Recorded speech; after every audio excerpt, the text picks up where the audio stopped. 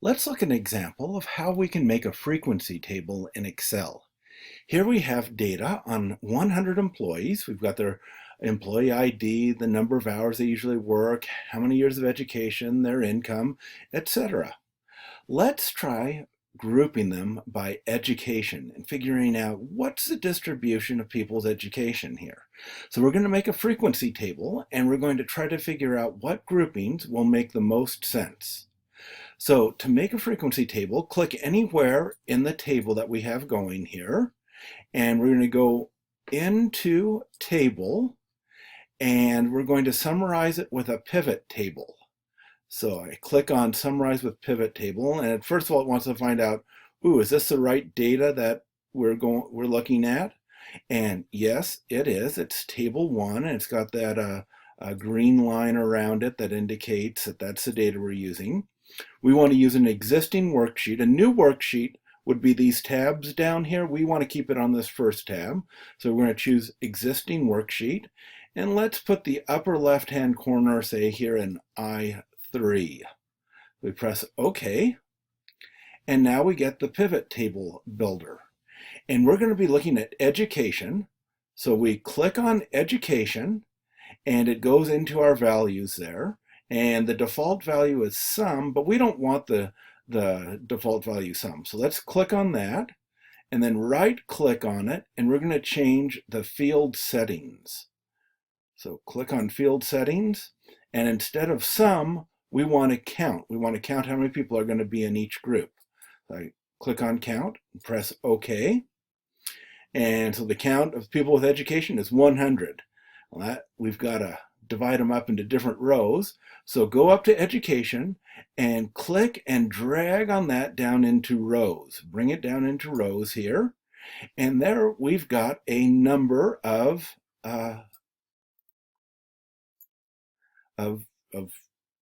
categories with people's education.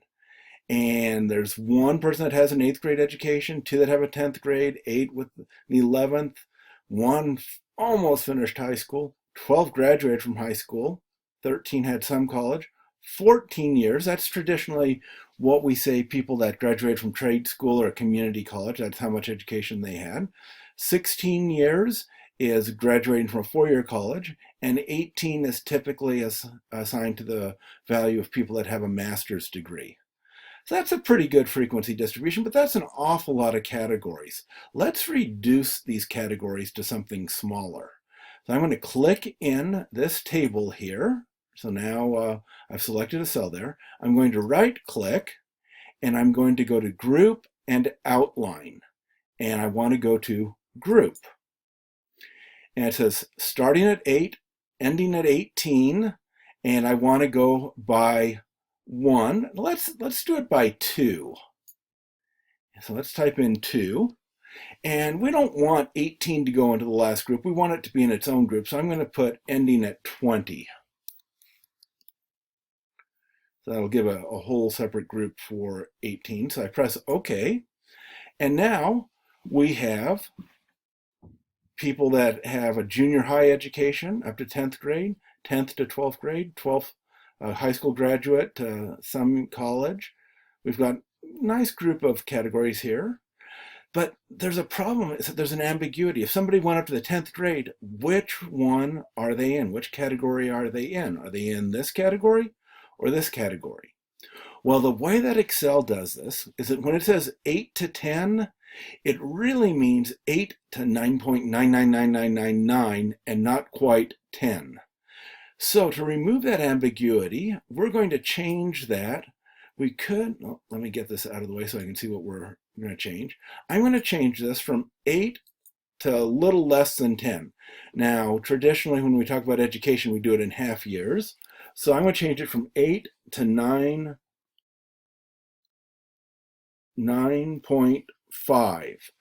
So I do that, and then the people that do have a 10th grade education go into this one, but not the people that have finished 12th grade. This is really only up to 11.5. And then the people that have a high school education are here, but not the 14s. The 14s would go in the below. So I'm going to change this to 13.5. And whoops. And this one I'm going to do 14. So this will be people that graduated from community college or trade school, but didn't graduate from a four-year college.